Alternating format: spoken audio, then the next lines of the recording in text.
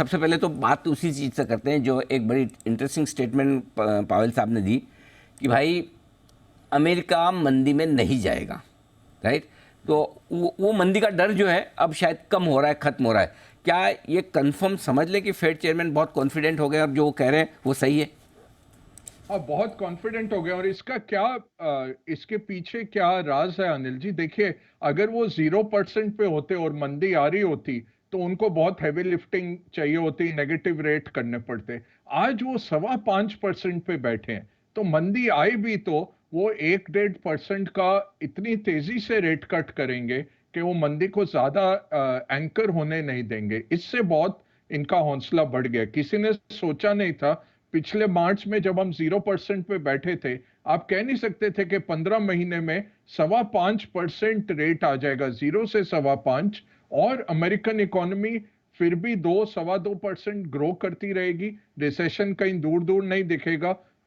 1 करोड़ नौकरियां हैं जिसके लिए लोग नहीं मिल रहे, तो जोल्ट्स का जो नंबर है वो बहुत तगड़ा है। और कम होके भी नौकरियां जो महीने दर महीने आ रहे हैं, पिछले 6 महीने की जो औसतन नंबर आ रहा है, 2.5 लाख नौकरियां हर महीने नई निकल के आ रही हैं। तो ये बहुत जबरदस्त एक टाइम रहा है, अनप्रेसिडेंटेड रहा है कि इतना बड़ा रेट हाइक हुआ। 1980 के दशक के बाद ये पहला इतना बड़ा रेट हाइक हुआ, तो 40-45 साल का है। ये पॉल वॉल्कर ने जब 1980 में वॉल्कर शॉक लगाया था, 12% इन्फ्लेशन चल रही थी, 20% वो रेट ले गए थे, और इन्फ्लेशन की ऐसी कमर तोड़ी के 40 साल तक इन्फ्लेशन निकल के नहीं आई फिर अमेरिका में, और पूरे ग्लोब ने उसका बेनिफिट लिया। तो इन्होंने उस तरह का काम किया है। 5.25% पे अब डर नहीं है इन्फ्लेशन का, क्योंकि कुछ भी आएगा इनके पास असला बारूद है, वो उसको निपट लेंगे। और ज्यादातर ब्रोकरेजेस का अब जो रिसेशन का प्रोबेबिलिटी आ गया अनिल जी, 20% से 30% पे आ गया, तो काफी कम आ गया है। और आएगा भी तो बहुत माइल्ड एक सॉफ्ट लैंडिंग होगा। कोई ऐसा भयंकर स्लो डाउन नहीं आने वाला 2020 की तरह का। सितंबर में बढ़ेगी या नहीं बढ़ेगी ब्याज दरें, फेड चेयरमैन के हिसाब से क्या? वो 5-6 बारी घुमा फिरा के मीडिया ने उनसे पूछा और कोशिश की कि कुछ लेवल लिए जाए उनसे, कि अच्छा अगर इस लेवल पे इन्फ्लेशन आई या इस लेवल पे अनएम्प्लॉयमेंट आई, लेबर मार्केट ऐसे रहा, किस लेवल पे आप करेंगे? वो यही बोलते रहे डेटा डिपेंडेंट है। और 20 सितंबर की मीटिंग है अनिल जी, तो 8 हफ्ते मिल जाते हैं। दो और इन्फ्लेशन के डेटा आएंगे जुलाई और अगस्त के, तब तक, और 2 बारी ये नौकरियों का भी आंकड़ा आ जाएगा। तो काफी डेटा इनके पास रहेगा 20 सितंबर के लिए। ये इतना ही बोले कि ये लाइव है बैठक, जो हम कल कह रहे थे वन एंड डन हो सकता है, या फिर स्किप, हाइक एंड लाइव।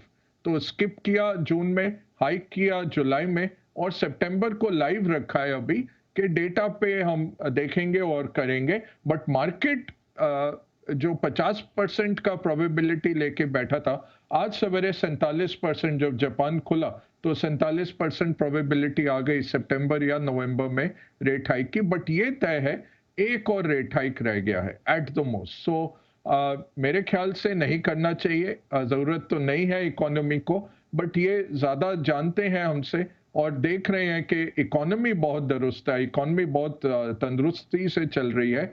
और इसमें क्या है, अभी जीडीपी नंबर जो आएगा यूएस का दूसरे क्वार्टर का, वो एटलांटा फेड एक जीडीपी नाउ का नंबर वो ब्रॉडकास्ट करता रहता है, हर हफ्ते वो उस नंबर को निकालते हैं। तो कोइंसिडेंटल नंबर रहता है कि जैसे जैसे जी क्वार्टर बढ़ता है वो जी। 2.4% चल रहा है अभी। नो नो सर, तो तो मुझे अगर एक वो चीज, तो सर उसमें एक चीज़ है जो अपने बात हो रही थी पहले, वन एंड डन।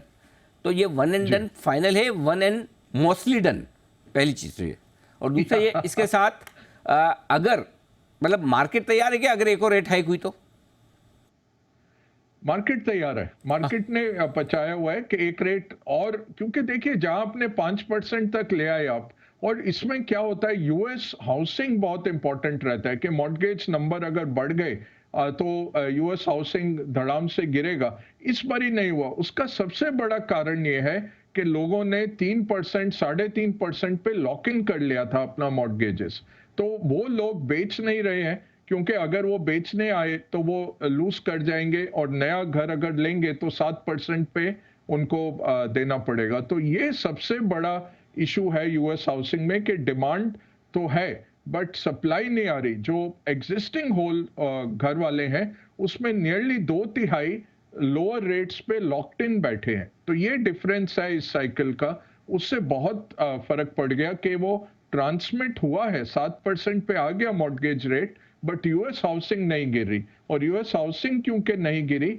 तो इकोनॉमी चलती जा रही है, वेल्थ इफेक्ट अभी भी है लोगों का और वो चल रहा है। तो क्या 5.5% पे ये चेंज हो जाएगा? ये नहीं चेंज होता है। तो यहाँ से एक अगर बढ़ा भी लेंगे, जो मुश्किल लगता है क्योंकि यहाँ से इन्फ्लेशन नीचे है, नौकरियां जो इंक्रीमेंटल नौकरियां वो कम हो रही हैं, तो काफी हद तक मार्केट ने इसको फैक्टर इन आ गया है। और ये बोल रहे हैं कि लैग से आता है। वॉलर जो है इनके फेड गवर्नर, वो कह रहे हैं कि ऑलरेडी मार्केट में है तो इसलिए 2 बारी बढ़ाने पड़ेंगे। जुलाई में एक हो गया, एक और करेंगे नवंबर तक, नहीं तो सितंबर में। पावल ने ये कहा कि पहले देखेंगे डेटा। मेरे ख्याल से पूरा अभी तक इकोनॉमी में वो रेट हाइक का नहीं हुआ है और ये मान रहे हैं कि हम रिस्ट्रिक्टिव हैं। जो अनिल जी हम हर वक्त कहते हैं कि इनका जो रियल इंटरेस्ट रेट है वो पॉजिटिव हो गया। जो ये पीसीई का आंकड़ा देखते हैं वो 3.2 पे है, आपका रेट 5.25 पे चल रहा है। तो लगभग 2% आप रियल इंटरेस्ट रेट चार्ज कर रहे हैं, जो बहुत रिस्ट्रिक्टिव हो गया है। वो ज्यादा देर तक आप उसको रखेंगे, 6 महीने साल तक, तो प्रॉब्लम आती है इकोनॉमी में नॉर्मली। इस बारी वो क्या कह रहे हैं कि हाँ रिस्ट्रिक्टिव है बट थोड़ा और इन्फ्लेशन काबू में आ जाए फिर हम हटाएंगे। और इसलिए मार्केट दिखा रहा है कि अगले साल 1.25% इंटरेस्ट रेट गिर जाएगा दिसंबर तक। मई में पहला रेट कट ये फेड फ्यूचर्स दिखा रहे हैं। इन्होंने कहा कि इस साल तो रेट कट नहीं होता, वो सबको पता था, बट अगले साल डेटा पे देखेंगे। बट इन्फ्लेशन तो 2% पे 2025 में आएगी, तो ये अगले साल भी नहीं मीट कर पाएंगे। बट इनका अपना डॉट प्लॉट दिखा रहा है कि रेट तो 3.6 हो जाता है अगले साल। तो ये अब खुद स्पष्ट बोले नहीं, पूछा गया इनसे सवाल कि अगर इन्फ्लेशन 2.5% हो बट इकोनॉमी में थोड़ी मंदी आने लग जाए, क्या आप रेट कट करेंगे?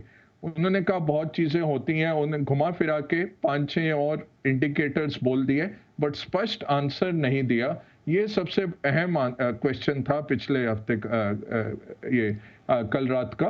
तो मेरे ख्याल से जो निकला निष्कर्ष मार्केट के लिए कि रेट कट करेंगे, अगर मंदी आई तो रेट कट करेंगे, 2% के लिए वेट नहीं करेंगे। तो ये बहुत बड़ा एक मार्केट के लिए सांत्वना लीजिए, कॉन्फिडेंस बूस्टर लीजिए, इससे सेंटिमेंट काफी पॉजिटिव हो गया।